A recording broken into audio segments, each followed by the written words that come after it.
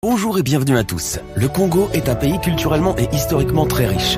Aujourd'hui, nous allons lever le voile sur ce pays magnifique dont la richesse naturelle semble illimitée. Savez-vous qu'on y retrouve plus de 450 dialectes différents?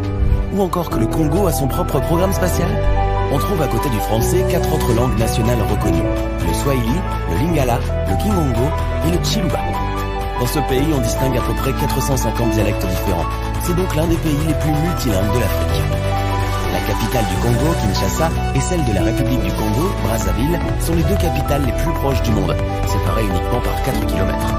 Le fleuve qui sert de frontière naturelle entre les deux Congos est l'un des plus longs fleuves du globe avec ses 4700 km. Véritable colonne vertébrale pour le pays, ce fleuve est profond de 220 mètres. Le parc national des Virunga, situé en République démocratique du Congo, est le plus ancien parc de toute l'Afrique. La RDC est le deuxième pays le plus vaste de toute l'Afrique, après l'Algérie. On y retrouve diverses religions dont le kimbandisme, un mouvement religieux chrétien, le protestantisme, le catholicisme et une minorité de musulmans. Le reste de la population congolaise est animiste. Le culte des ancêtres est d'une grande importance pour une large partie de la population. Dans plusieurs tribus, ce culte se manifeste par la présence de statues ou de masques. Le Congo est très connu pour sa merveilleuse diversité floristique et faunique. Il possède d'ailleurs 6 volcans dont l'un est appelé Nyiragongo. Situé à proximité de la ville de Goma, il est considéré comme l'un des volcans les plus dangereux d'Afrique, principalement à cause de la présence d'un lac de lave quasi permanent. La RDC compte parmi les 16 pays au monde qualifiés de méga biodiversité. Ce pays peut être fier de posséder 47% du massif forestier tropical du continent africain et 6% des réserves tropicales mondiales.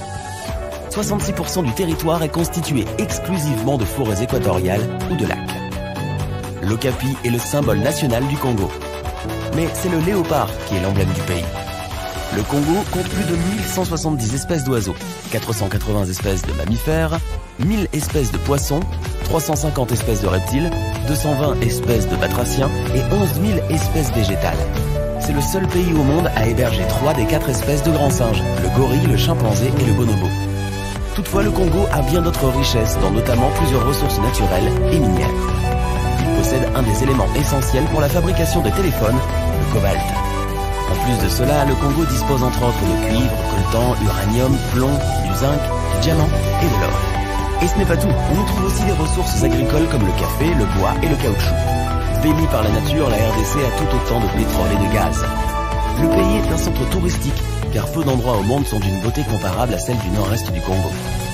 Il arrive parfois dans certains coins reculés du pays que la jeune veuve soit mariée à l'un de ses beaux-frères dans le cadre de la continuité du mariage déjà contracté.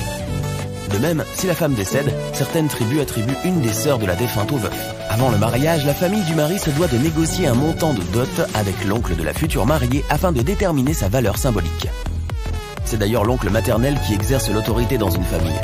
Quant aux enfants de moins de 14 ans, ils constituent 47,4% de la population. Le pays a un taux de croissance annuel de la population qui s'élève à 3,07%. L'espérance de vie en RDC n'est en moyenne que de 60 ans. Néanmoins, Kinshasa est aussi célèbre dans la sous-région comme étant un carrefour de la diversité culturelle où pratiquement toutes les ethnies, les langues et les cultures du Congo se côtoient.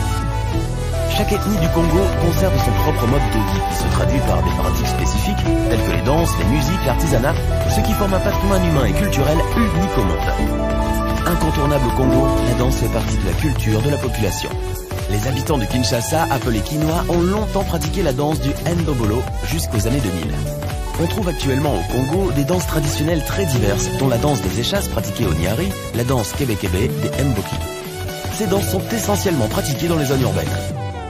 Quant à la musique congolaise, elle s'est propagée dans toute l'Afrique sous multiples dénominations, Congo musique, jazz congolais, etc. La rumba congolaise ou encore le soukous sont des styles de musique qui ont été si populaires qu'ils se sont propagés au-delà des frontières du pays. La musique a même influencé la population à adopter un style vestimentaire appelé la SAP, autrement dit la société des ambianceurs et des personnes élégantes. L'inventeur du mot SAP serait Christian Lubaki, un homme à tout faire congolais travaillant dans le quartier UP du 16e arrondissement à Paris, qui aurait observé ses employeurs s'habiller et profiter des vieux vêtements qu'ils lui offraient. En 1978, avec la complicité de Kofino Massamba, Christian Lubaki crée la première boutique, la Saperie à Bakongo, le quartier par excellence de la sape au Congo. Ce mouvement, que l'on compare souvent au dandisme, consiste à s'habiller de manière très élégante, quitte à dépenser des sommes d'argent très importantes. Au Kinshasa, on trouve de nos jours plusieurs sapeurs habillés en vêtements colorés, costumes, cravates et portant des lunettes de soleil, même la nuit. Selon les sapologues, le premier commandement de la sape est « Tu saperas sur terre avec les humains et au ciel avec ton Dieu créateur ». Le mouvement a pris une ampleur telle que des femmes congolaises deviennent aussi sapeuses. Il existe aujourd'hui une religion dénommée Kitendi, fondée par un Quinois appelé Stervos Nyarkos, qui s'est autoproclamé pape de la sape. Devant sa tombe, tous les sapeurs du Congo viennent se recueillir chaque 10 février. Le spectacle est d'ailleurs grandiose.